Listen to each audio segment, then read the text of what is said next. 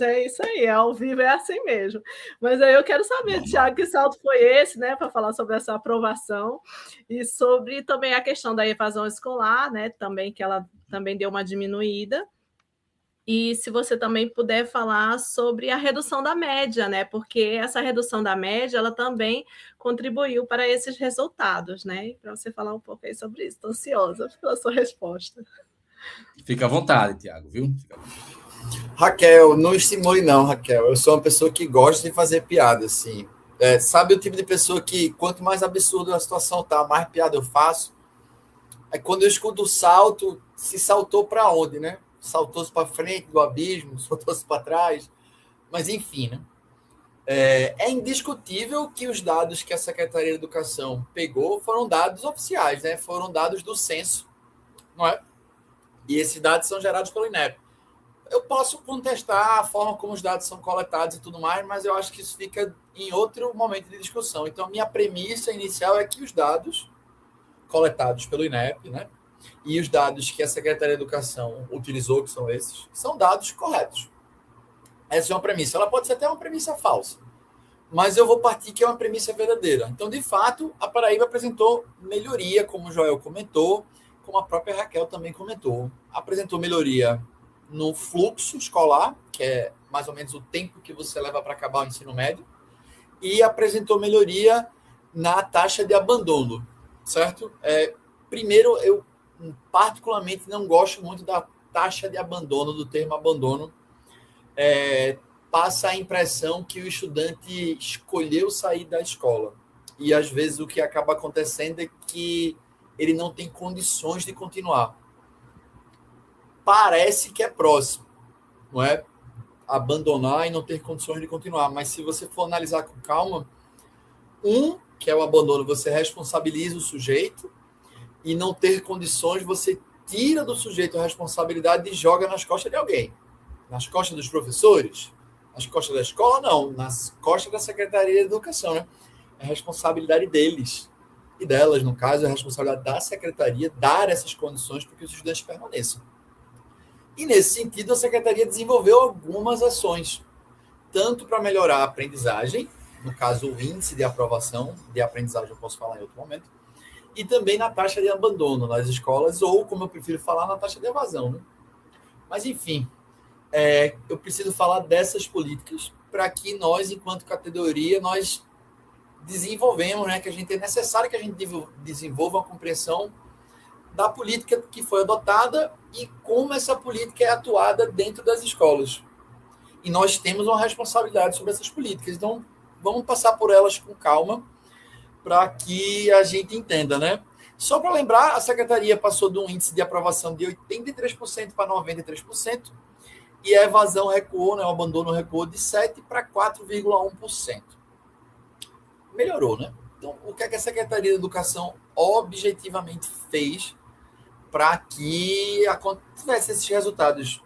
Que, à primeira vista, são resultados bons. À primeira vista, não, são resultados que são bons, né? Você olhando assim um dado frio. A primeira coisa, assim, e que eu acho que, em termos de cronologia, acabou vindo primeiro, né? Que é a redução da média escolar. A gente tinha os estudantes que passavam por média no final do ano, nem no final do ano, né? Assim, porque a gente está falando da final, mas os estudantes que não iam para a final, eles iam tirando média 7, né? Juntando aí dá 28 pontos, né? 7, 7, 14, 14, 14, 28. Então, o estudante ele era aprovado antes, quando ele acumulava 28 pontos ou 7 de média global. Então, o secretário de Educação, isso foi uma decisão do secretário, né, o antigo secretário Wilson, ele resolveu reduzir a média.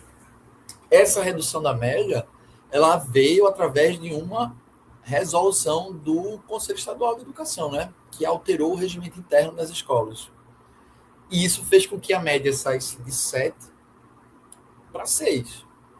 Entretanto, a gente que está na rede pública, que fica fazendo essas contas no final do ano, a gente sabe que a média de aprovação após as finais é 5. Não é 6 e nem é 7, certo? Mas ele diminuiu as chances de você ser reprovado ao diminuir essa média, né? Saindo de 7 para 6. Se eu reduzir a média, isso quer dizer que meu aluno está aprendendo mais ou aprendendo menos? Mas você que é professor, você sabe, né? Quando você vai diminuindo a média, você vai cobrando menos e essa cobrança tem uma influência na aprendizagem dos estudantes. Então, assim, primeira coisa, a redução da média 7 para 6 é um dos fatores que influenciam na aprovação dos estudantes. É uma medida, assim, que a gente sabe que ela foi construída para alterar o fluxo. Eu diria que é uma engenharia pedagógica para garantir bons índices. Isso foi tomado de decisão lá em 2025, certo? E deu seus frutos agora, né? Então, é uma das coisas que foi feita para alterar o índice de aprovação. A segunda coisa é a regra do arredondamento. Eu tenho que ser sincero com vocês e falar que, ó, me falta matemática para explicar para vocês. Porém, tem vídeos na internet, no YouTube, muito bons explicando quais são os problemas dessas casas decimais, né? Eu duvido que, sei lá, pode ter, né? Mas dificilmente um professor bota uma média assim, 5,79, né? 5,78. Mas vai lá que tu bota. Então, essa regra de arredondamento tenta evitar essa segunda casa decimal. Porém, da forma como foi escrita e os exemplos que foram dados, gerou mais confusão do que entendimento. O que é que acontece? Essas médias elas estão sendo arredondadas com mais tendência para cima. O próprio CIAG trabalha nesse sentido.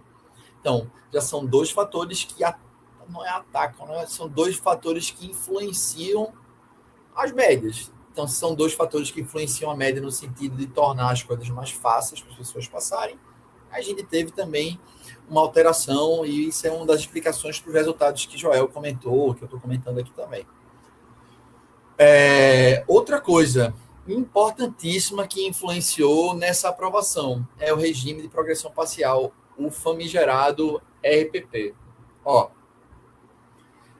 primeiro que é importantíssimo se entender, o RPP já existia nesse estado, a resolução é de 1998. Ela teve uma atualização, certo? Com essa atualização, a gente teve uma maior pressão por parte da Secretaria de Educação para não reprovar os estudantes e colocar eles nesse regime de progressão parcial. Eu acho que todo mundo acompanhou a polêmica de, gente, um estudante que ficou em 6 dependências, o que é ficar em 6 dependências? É reprovar em 6 disciplinas. E, ao reprovar essas 6 disciplinas, ele poderia, não é uma obrigação. As escolas têm autonomia pedagógica para decidir, os conselhos promocionais, aquele conselho no final do ano que a gente faz, decidindo quem passa e quem não passa. Então, esses conselhos têm autonomia para colocar ou não os estudantes em RPP. É muito importante vocês entenderem que a Secretaria de Estado da Educação, a minha gata pulando na janela, a Secretaria de Estado da Educação, ela pagou muito dinheiro para a FGV dar como solução a reformulação do RPP e ampliação para 6 disciplinas. Então, essa foi a solução dada pela Fundação Getúlio Vargas, a FGV, para a secretaria aqui do nosso estado melhorar os índices.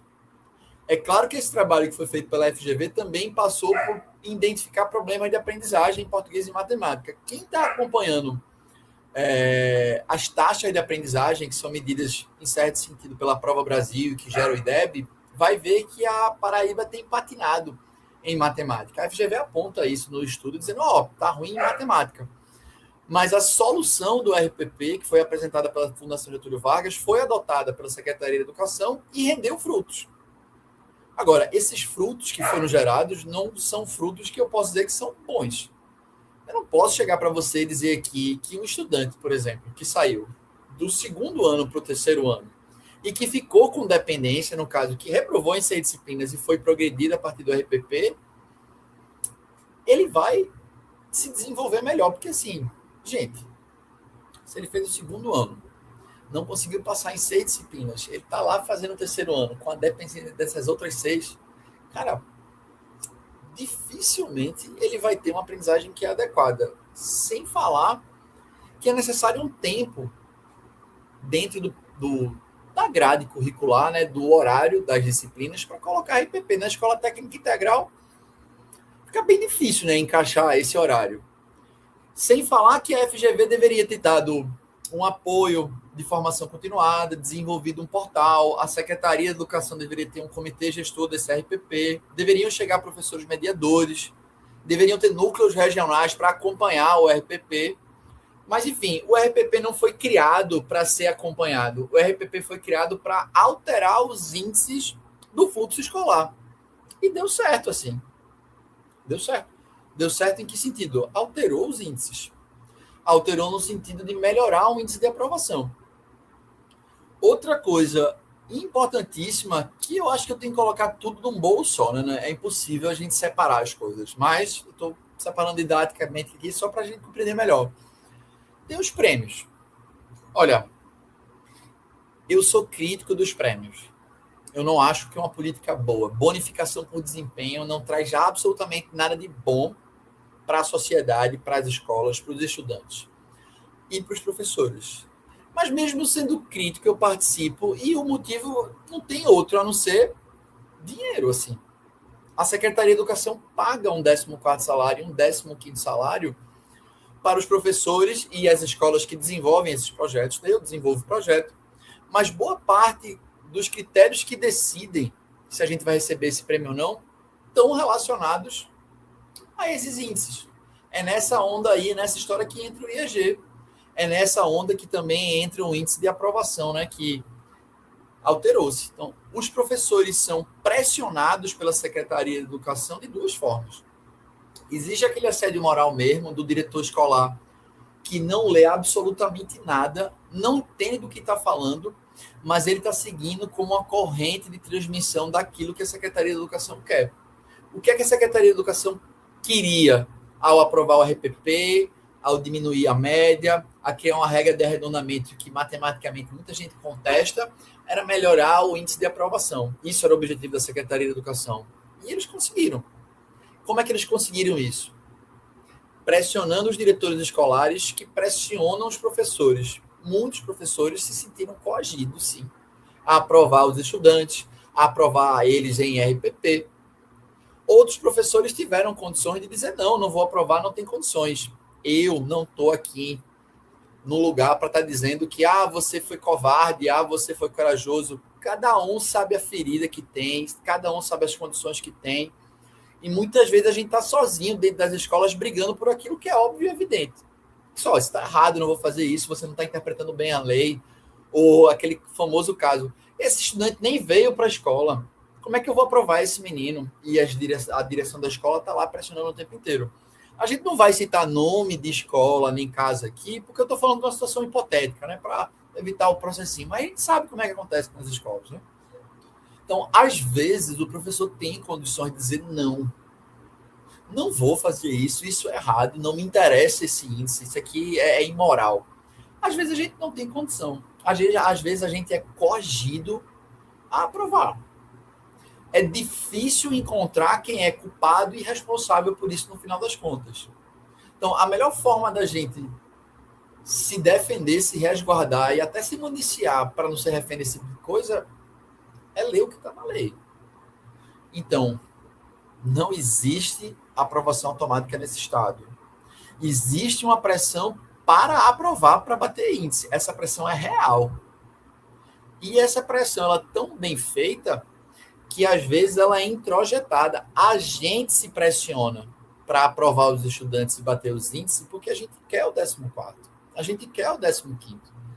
Então, é o tipo de coisa que já está tão bem encaixado na forma como a gente trabalha, na forma como a gente pensa, que a gente começa a reproduzir isso e nem ao menos percebe. E é isso que esses prêmios que já existem, acho que já estamos em 11 anos da vigência desses prêmios, né? Escola de Valor e Professor Nota... Não, desculpe. Professor Nota 1000, Escola Nota 1000. Antigamente era professor Escola de Valor e Mestre da Educação. Antes tinha outro nome. Foi mudando com o tempo, mas a política é a mesma. É uma política de pagamento de bônus por desempenho, né? Você dá um salário para o professor para ele ter um certo desempenho. A gente é refém disso. É muito difícil você dizer não para um 14º salário e um 15º salário. Assim. Muito difícil. Ainda mais nas escolas que têm prestadores de serviço, que tem um salário menor do que o nosso e tem um custo para o Estado menor. Todo mundo acaba se envolvendo no final das contas. Então, o caminho é acabar com essa política de pagamento de bônus por desempenho. Assim, não tem outro caminho. É uma política fadada ao fracasso. Ela é criada para melhorar, né? Mas ela acaba tendo o efeito reverso. Ela não melhora, ela piora as coisas. Sem falar no clima de competição, sem falar na ansiedade, na revolta, na briga que tem. Mas, do jeito que essa política se constituiu ao longo desses anos, a gente pode falar com certa tranquilidade que deixou de ser uma política de governo e já é uma política de Estado aqui. A gente saiu de Ricardo Coutinho para João Azevedo e para Lucas Ribeiro, e essa política se manteve, né? E eu vejo pouca chance dessa política se acabar com o tempo. Então, só para retomar aquilo que foi dito, o que explica que o estado da Paraíba, por exemplo, saiu no ensino médio, né? Do 25º lugar para o 12º lugar, né? O que é que explica que a aprovação saiu de 83% para 93%? São essas políticas que eu elenquei para você. Algumas estão na resolução 230, 2025, que é o regimento interno, que está sendo rediscutido, por sinal. O Sintep está fazendo parte do grupo de trabalho que está rediscutindo esse regimento interno. A companheira Luciana está acompanhando isso mais de perto, ela foi nomeada para acompanhar esse GT. Dentro dessa resolução que eu citei, que altera o regimento interno, a gente teve a redução da média, a gente teve a regra de arredondamento. A gente tem a portaria 706, que fala do regime de progressão parcial, né? Do mesmo jeito que a resolução 566, que faz com que os estudantes sejam empurrados para frente. E a gente tem a política de pagamento de bonificação por desempenho. Essas políticas reunidas, elas influenciaram e inflaram os índices. Eu não posso acusar a Secretaria de desonestidade, de estar fazendo algo ilegal. Eu posso, do ponto de vista da política, dizer que é uma política mal feita, mal desenhada, com a intencionalidade que não corresponde com os resultados que nós esperamos. Mas a política e as ações da Secretaria foram bem decididas. E esse é o grande problema, não é? Oi, Joel. Ele apareceu do nada. Eu acho que travou aqui. Travou um pouquinho para você. Tiago, queria te agradecer. Já falei. Nossa, queria te super agradecer, porque deu uma travada aí no Joel, acho que já ele volta, porque você fez uma apanhada aí da complexidade que envolve, né? Esse sistema educacional na Paraíba. O Joel ainda está travado. E que a gente precisa sempre discutir, repensar, né, e questionar. E a luta do Sintep tem sido essa, né, há muito tempo, desde principalmente que o EJA chegou com todas as modificações e trouxe essa mudança principal, né, que aumentou ainda a cobrança em relação aos números, né, e que, como você falou, os resultados estão aí, que a gente não pode negar que são positivos, mas todo o processo que envolve todo esse processo desses resultados, que está aí a complexidade que a gente tem que ficar sempre atento e lutando contra algumas questões. E eu queria te agradecer. Você traz sempre da real, assim, de uma forma muito clara. Isso é muito importante aqui nesse momento. Queria que você fizesse suas considerações finais para eu poder chamar Miguel. Então, massa, Raquel, de novo, agradecer por ter sido convidado. Eu acho esse um espaço massa. A gente junto, né? Nós prestamos um serviço muito bom aos nossos colegas de categoria aqui. Tá falando do dia a dia. É bom que fica variando as pessoas. São várias pessoas que vêm aqui falar, dá uma diversidade muito importante. Parabenizar você, Raquel e Joel, pela iniciativa. Assim, eu sou fã dessa live, ela é muito divertida.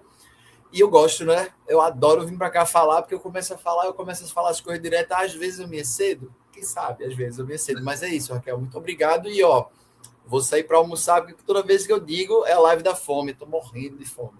Até mais. Até mais. Muito obrigada.